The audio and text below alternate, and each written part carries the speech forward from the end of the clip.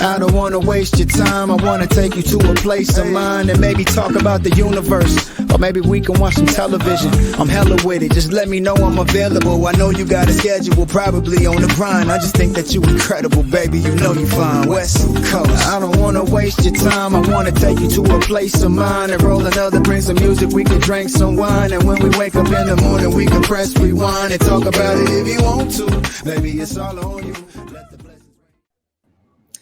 Hey guys, welcome back to Black is the New Green, a show dedicated to shining the spotlight on Black entrepreneurs and the amazing achievements of our community. I'm Michelle Taylor Willis, your host for today, and I'm super excited that we've got a live audience. Yay! Black is the New Green is an original show developed just for Radavision.com. It's where you can check out an entire universe of programming built just for entrepreneurs in the startup and entrepreneurial worlds. And it's amazing. It's for, startups and entrepreneurs who are doing amazing things and founders who have done amazing things. But it's also for people who are just getting started. So if you are that person, don't fret. We've got something for everybody. It's for people literally just like you. We want to build incredible companies and we want to write the script for what the business future looks like. So are you guys ready? I hope you are, because today is going to be a treat. I'm so excited. And I'm a little sad that I wasn't as good and as powerful as this woman is when I was like her age, but I'm only a couple years older than her, so it's fine. It's not really a big deal. My guest for today is Jacquel Horton. She's the founder of Fave, which when you guys figure out what this is, if you haven't heard of it, you're going to be amazed. And the amount of money she's raised for it and the more money she's going to raise and the money that you're going to invest in it, because you're going to be so excited and you're going to want to support her. So welcome, Jacquel. Hello, everybody. So glad to be here. Thank you so much, Michelle. I can't wait to dive in with you. No worries, no worries. And if I'm not mistaken, you are actually joining us from Switzerland, right? I am, yes. I live in Switzerland now and love it. So peaceful, great quality of life, super safe, and yeah, super happy to be here. Super safe. That part I like, because I live in Atlanta, which isn't always super safe. So right, that was the key. That was the key reason for us here, and I have to call that out for sure. Absolutely. So, all right, just to kind of level set here, can you let our viewers know and our listeners who will be tuning in on Team Replay, what is Fave and why did you create that platform? Yeah, so thank you again for bringing me on. Fave is a platform that's dedicated to super fans.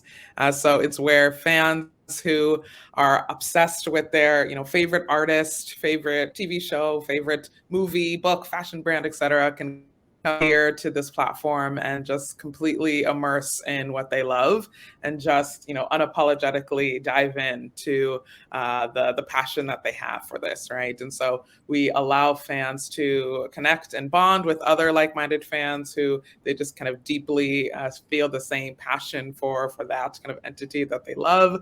We allow them to create unique content and express themselves in a variety of ways and showcase the amazing activities that they're doing as a fan.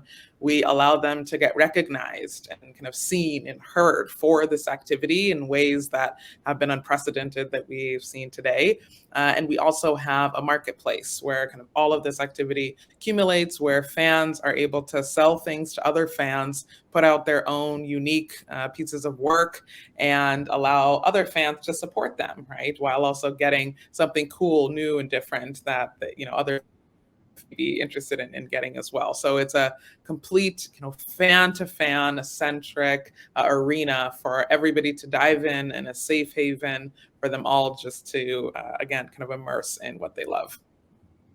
So okay, and then second part, why did you start this platform? Yes, yeah, this is kind of a two-part answer where professionally and personally kind of led to this. I'd say professionally, I spent 7.5 years where 5 of those years was at YouTube. And at YouTube, I was driving the creator and fan engagement products and saw very clearly that we had a number of platforms similar to YouTube that allowed for creators to do a great job at allowing them to create a message for their audience and get it out there, right? And spread that word to them and provide them with amazing content. But anytime it came for the audience to react back to that content or to engage with each other or to participate in that content, right? The ways to do that were super limited. We just had, the ability to heart or like or comment, right? These very kind of light touch ways that for somebody who is in their room super resonating with this content, it was all it took was this, right? And that was the same thing that anyone. Yeah, that engagement really isn't there, right? Exactly. Yeah. And so that was a big kind of hole for me of, okay, wait, there's a gap here. How can we allow people to come together who are all resonating around this thing and kind of sharing that same thread of passion together? What about them, right? So that was on the professional side. And then on the personal, I also was a fan when I was younger. I was a super fan. And so I, was the kid in their bedroom obsessed with their favorite artist, right? And I was, listening to every single lyric, knew every single fact. You still to this day cannot catch me off guard by not knowing, every single, how many freckles this man had. I had my parents have to say a password in order to come into the room. I, all completely decked out, no white space, like everything was surrounding this person, right? And so that who was that person? the person was Eminem. Oh! Eminem. I could not. I was, the original Stan. And could not, you couldn't pass me with anything, right? Screen name, everything was around this person. So, right, I'm sitting in my room obsessed with Eminem and realize, okay, as this passionate fan, I can, cross my fingers that maybe one day he'll come to my town. But, as a 12-year-old, like, okay, my parents aren't really going to allow me to go to a concert. Okay, like that's something. And then I couldn't afford to go buy like a $70 sweatshirt. And so it's like, okay, I am sitting here as a fan, but this artist is getting nothing from me, right? And that didn't to me. And so, fast forward, right, a few years later, imagining that, okay, with social media, like things are going to change and people will be able to, help in the monetization of the artist and this and that. But then it still seemed to be, okay, people are creating now fan art and covers and fan fiction and all of these different pieces as fans, which is incredible, but the artist still doesn't monetize any of that. And these communities are still super scattered and you still feel in your bedroom alone, obsessing over your favorite artist often, right? And so there, again, just seemed to be a way for artists to be able to participate in the monetization of what their fans are doing. And that's kind of what we allow, right? Where we allow artists to be an advocate for their fans and allow them to be their cheerleaders rather than feeling like they need to send a bunch of takedown notices or something, right? They're instead in business together. And so all of these things kind of came together as, okay, I must leave my comfortable nest here at Google and go do this myself and really blend the kind of knowledge of understanding how to scale these kinds of businesses, kind of working in the space with the personal understanding of the mindset of a fan and how that works, and really diving into a fan first approach. So that answer was so meaty. I got so many things. First of all, I think we need to be reaching out to Eminem to invest in the business. I mean, he's kind of like, part of the reason you did this. So Eminem, whenever you see this, because we know that you will, holla at your girl, okay? Let's start with that. I got you covered, girl. You didn't know you're about to get Eminem's now about to be your super fan. Wow, here we go. No, that still makes me like, hey, wait, no, let's not have I'm like, wait, hold on.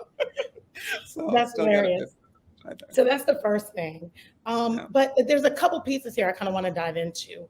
Yeah. One, you talked about this engagement, and this is actually one of the questions that I had for you because I think when people think about startup, tech, you know, founder, this space, we automatically associate kind of like this disassociation with emotion and a real kind of collaborative partnership. It seems so transactional, right? Yeah. It's a Absolutely. transaction. You raise money. This is a tech platform, or it's software as a service, and I mean it's just very in and out.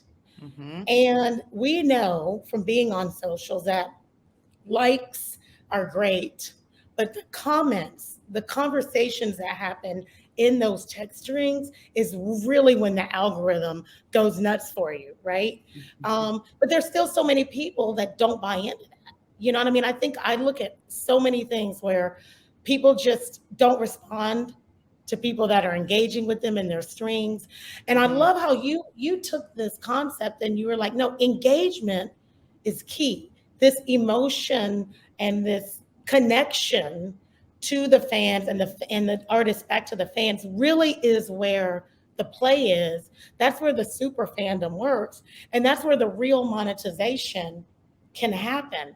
So I love. Did you think about that as you were building this out, or am I going too deep? That Yeah, that it is deep because it's true, right? It's like a lot of these businesses remain at that surface level, that transactional thing, as you pointed out.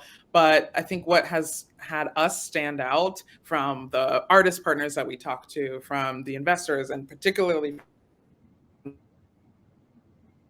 right, is because we're really, really coming at this from a authentic position that we are tying emotion around this, that we want that engagement to be much deeper than what they've experienced in past, and that connection of how the artist can engage best with their audience is really around how the fandom can resonate with the values of the artist and have that be something that again kind of runs through across everybody. And so as much as that is exposed and as much as you can see who the artist really is, or what they care about in the morning, or these kind of other off topics even beyond the IP, beyond the song, this is where we've seen so much attachment come from fans. And better yet, right, that attachment and that bond and that engagement doesn't always only have to come from the artist, right? The artists are very busy. They have plenty of things to do, as are, a lot of folks who are diving in. But there is, in fact, a real community who want to spend time diving into what they're passionate about, and we can leverage each other, right? It's like that rich comment that you see somewhere in a post. It doesn't only have to be something that is meant for the creator to see. It can be, hey, other people, let's dive in on this together and let's connect and bond. And beyond just the reply thread, right, going over, how can we enrich that and have that connection and bond go even deeper and in many different formats and ways, and understand that connection between each other is really something to propel. Absolutely. So who would you say benefits most from Fave? Is it the fans or is it the artists? That's actually an interesting question, because the obvious answer is like fans. It's a fan first platform. We, everything is empowering fans. That's our mission, right? So it's like, of course. But the artists actually have, and this is why, as much as we are around like fans connecting with fans, we're in kind of deep business and partnerships with artists, right? Whether or not they're on the platform, because they see such benefit their fans having a place where they can bond, and where their fans can come and extend the story world that the artist created for them, and where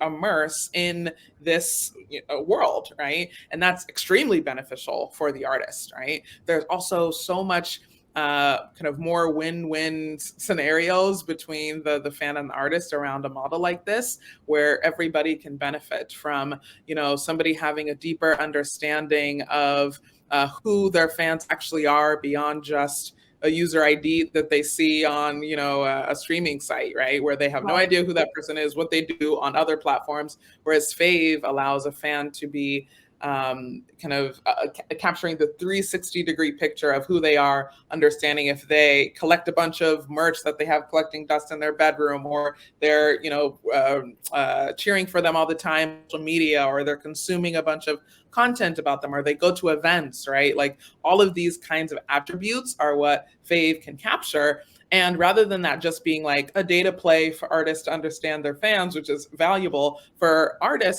for fans, we actually reward that. Or in fact, a collector that has all this memorabilia and merch in your room, now that we know that, we can reward you with those things that you actually care about, right? And have that be the way that you get recognized. Or if we know that you want to go to events or continuously go to events, that's where we can lean in to have that be something that fans are able to benefit from the platform, right? So in addition to this kind of place where fans can connect, it's also a way for the artists to see their fans and then reward them together, right? And reward the things that they are doing, and reward all of the kind of things that happen on an individual level and as a fandom, as a community. So there's a ton of kind of things that can interweave here that have benefits for both. Got it. Yeah, it sounds like it really is mutually beneficial. Like no one is really winning more than the other. So give me a scenario, because you go on when you go on the platform, there's so many things you can do, right? I love how you even pointed out that like fans can engage with other fans to like sell merch and buy merch and do all these things. Can you give us an example for people who've never been there? They haven't seen it, they don't know. Can you kind of walk us through what happens so we can try to visualize? So I'm a fan, I come to Fave, what do I do? Yeah. So you are a fan, you come to Fave. The first thing that you do is you select the fandom that you want to be a part of. We're diving into these kind of early tests with the BTS fandom, ARMY, the Taylor Swift fandom, Swifties, and the Bruno Mars. I saw that. Yeah. Yes, and the Bruno Mars fandom, Hooligans, right? And so let's say you're a part of one of these fandoms, you go there, you tap in, and then you're immersed into this world where you can post content and kind of get excited about an upcoming show that announced. For example, ARMY, they have a bunch of shows in April that we're going to be amazing activations for these fans, and they're all kind of going crazy around that, right? Or if there's new music that you want to talk about, or music you want to resonate on from back in the day, from a past era, these are all a place where you can have these unfiltered conversations in a safe place where you don't have the judgment of school friends who don't care about you, or coworkers who think you might be weird for obsessing over this thing, right? It's like, just go in here in this safe place and just be unapologetic, right? That's kind of the core of it. And then, again, you can see many different things around. For example, we're getting ready to unlock a feature around fan moments, where fans can document the different activities that they have had as a fan, like the different moments that stand out to them, where they can say anything from for example, the day that I discovered the artist, right, was this day, and I, tell the story around it, and then, share a couple moments within, and then beyond that, they can say, I went to my first concert and I had this, or I met my best friend. We hear stories all the time about I met my best friend, or I met my roommate, etc. here, and they can document all of those things, share the highlights that they have as fan moments, and really dive in.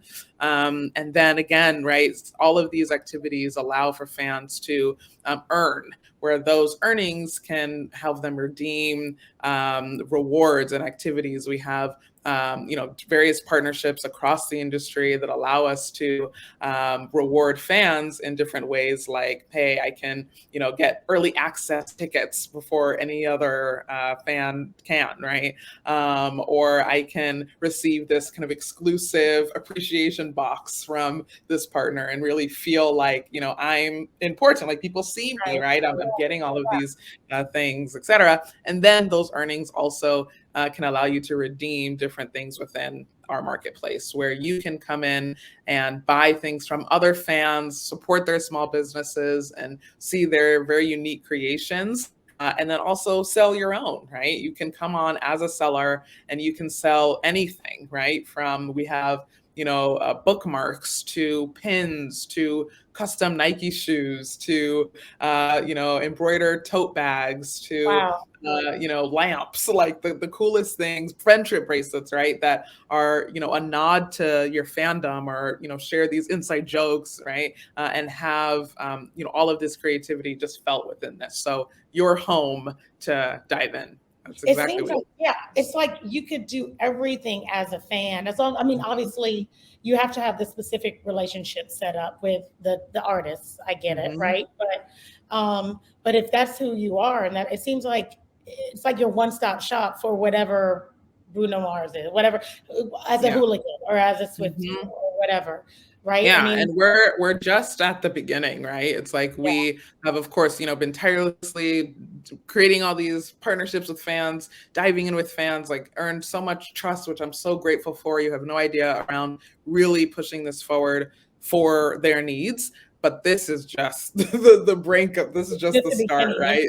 Yeah. Oh It's my God, we have so much that we're excited for. yeah, it is still so new. And congratulations too again, because you're so young. I mean, and to be, I mean, a couple, I mean, listen, top 100 young entrepreneurs in the world. I did read that right, right?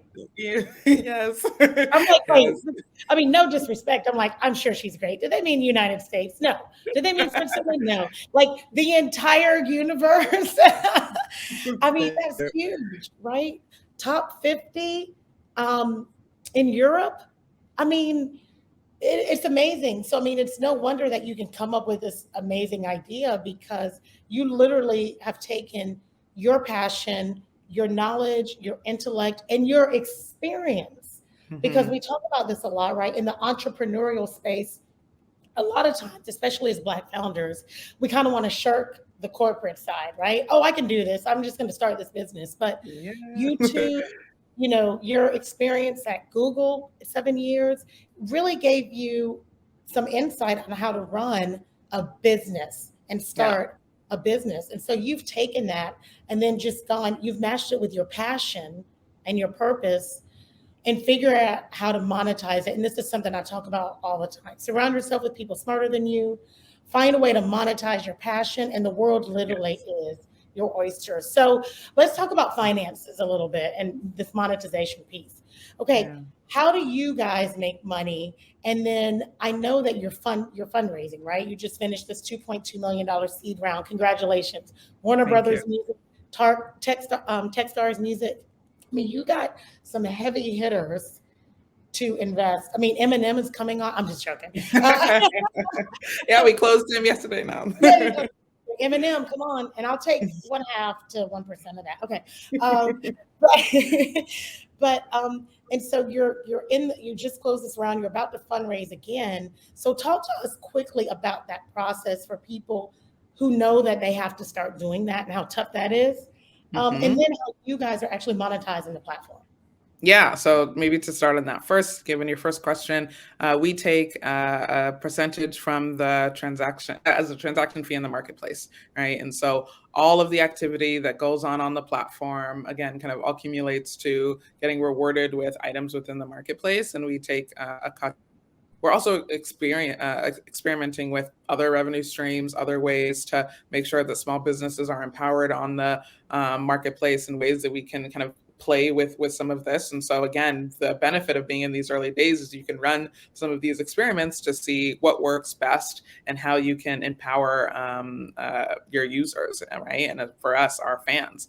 And so, Mm. but right now, right, it's around a transaction fee in the marketplace.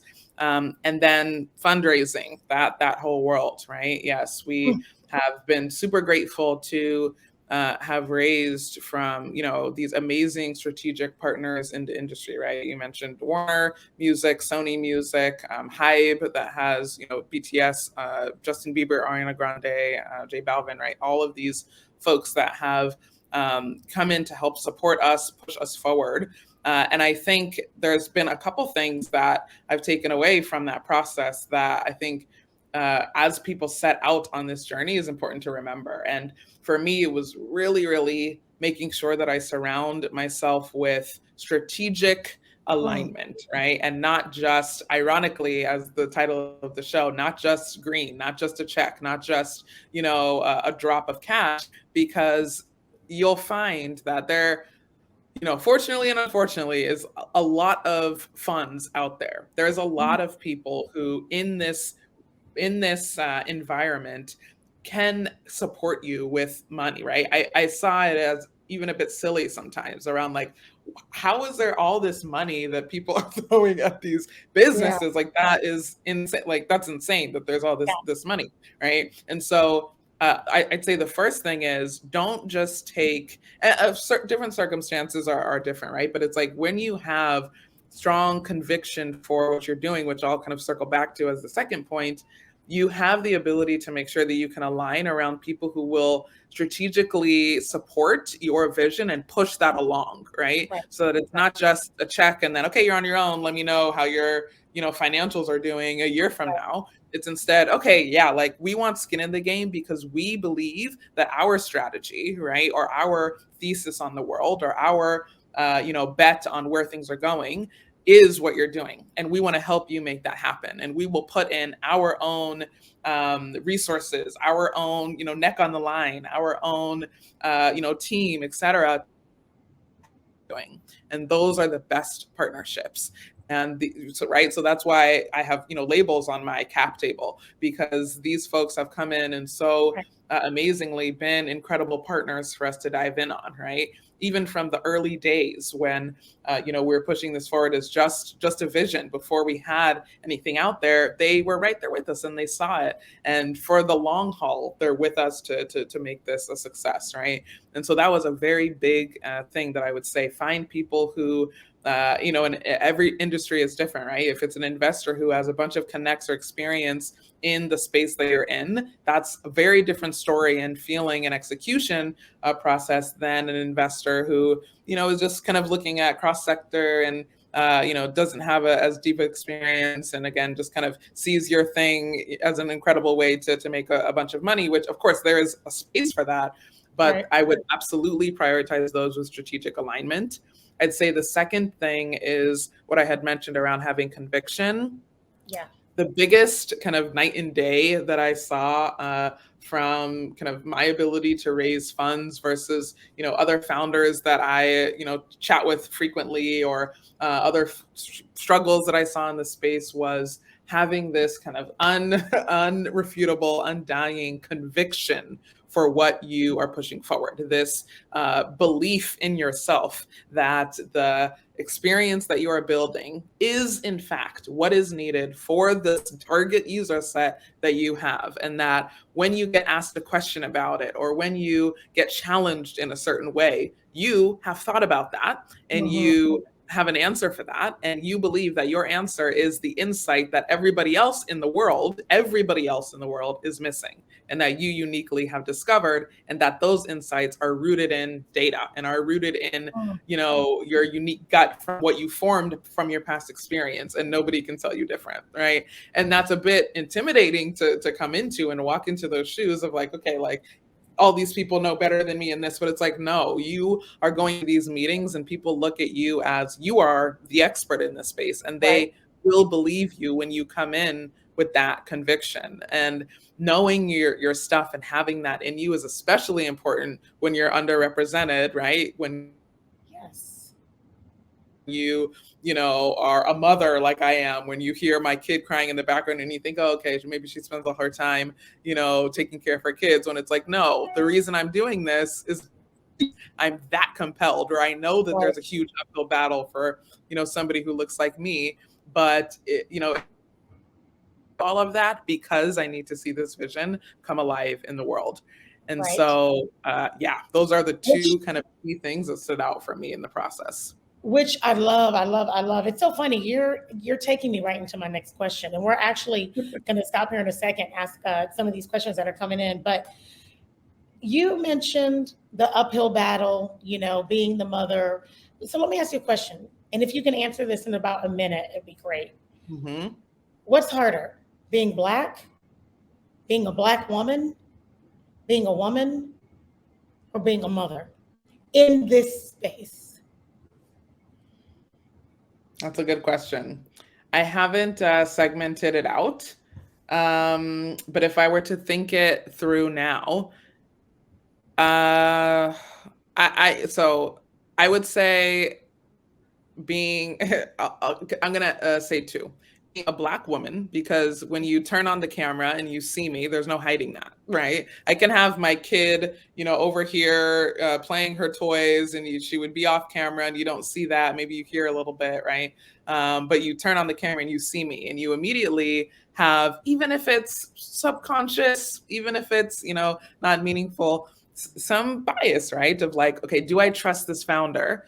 And do I trust them because I believe that they can execute this idea? And trust sometimes come from like familiarity often, right? And it's like sometimes it maybe feel more distance from that for them. And so that's Right. why I feel so strongly about, like, I'm not leaving you any room to think that I may not be trusted, or that I don't know what I'm doing or something like this because you are less familiar with me for some reason. I'm not leaving any room for that, right? And so I think that's why the conviction comes more. But beyond what people see from me when they turn on the camera, being a mother, I wouldn't say it's harder. I would say, frankly, that it has sharpened me much stronger to be a better founder, because you don't have any room to kind of waste the day away or do things that aren't valuable, right? You must be efficient in your time, because you have a completely other double full-time job waiting over here asking for some cost, right? And so that is absolutely what takes priority. But of course, different ways to look at that question. Kids do have a way of reprioritizing your thoughts and visions, don't they? That's exactly it. Thank you for answering that, because obviously, right, this is built around the Black experience in this space, and we know it's not always fun, right? I mean, we had a guest a few weeks ago, and he point blank was like, "Oh, if you want to feel comfortable, this isn't where you want to be, friend. This is not. You don't come here for hugs and warms and fuzzies." As a Black, he's a man, right? So as a Black male, he's like, "Oh, this is, you got to really believe this is where you want to be." It has to be worth it. It has to be worth it. And I think, honestly, that conviction and making sure that it's worth it will ring true no matter what you look like and what you're doing, but especially when you look like this, because of that uphill battle. You can't hide it, and you got to push through it. All right, a couple questions real quick here. This will be kind of like a rapid fire round, okay? Because this discussion is so great. I could do this for an hour, because you're amazing. Okay, let me get back up here. Okay, what's the most? Oh, that question disappeared. Okay, how do you choose which fandom will you go after next? Yeah, this has been an interesting one for us. So right now, our model, kind of given our early days, has been really aligning around fans and the fan partners that we've made to understand which ones that we'll push forward next, right? Like from our early research, we started chatting with Swifties and then said, okay, yeah, this person wanted us to meet the other one, and then we started introducing. But so right now we're in this like per fandom onboard mode, but very soon we will be opening to any fandom that wants to come in, right? And allowing for, if you don't see your fandom that we happen to have selected on the platform, you can dive in however you want. So we're very much looking forward to those days, and allow any fan to just dive in. Awesome. Okay, which music genre has the most diehard fans so far that you've seen? It depends on how you define diehard. I'd say like some of the classic ones that you typically see are like these, mega pop fandoms that you have. But like people who go hard, for example, in like hip hop, will go, super hard for the artist in other ways that you may not see in other genres, right? They have a different kind of fandom oftentimes. Some hip hop fandoms like aren't necessarily in a community, right? But they individually are these incredible fans. Whereas, like the BTS fandom that, is in the pop space or the K-pop space and has,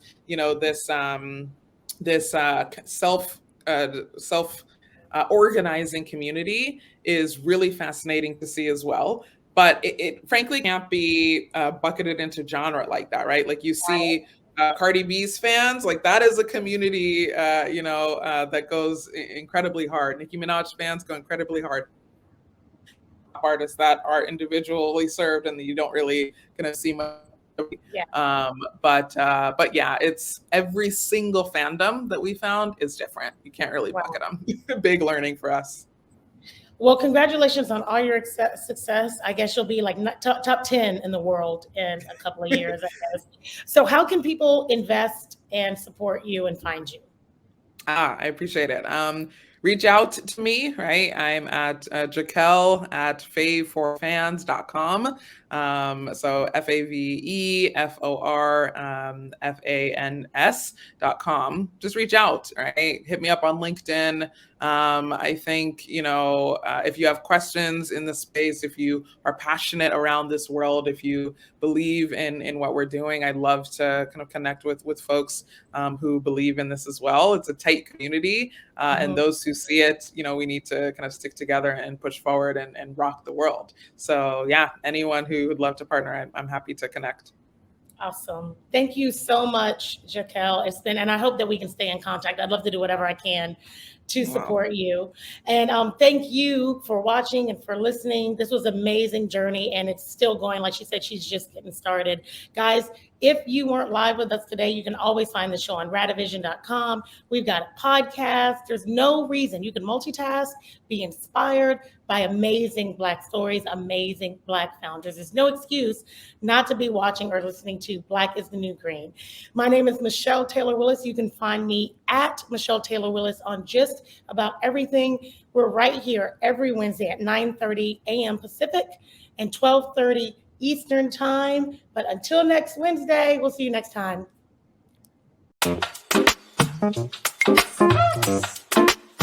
I don't wanna waste your time. I wanna take you to a place of mine and maybe talk about the universe. Or maybe we can watch some television. I'm hella with it. Just let me know I'm available. I know you got a schedule, probably on the grind. I just think that you incredible, baby. You know you fine. West Coast. I don't wanna waste your time. I wanna take you to a place of mine and roll another, bring some music. We can drink some wine. And when we wake up in the morning, we can press rewind and talk about it if you want to.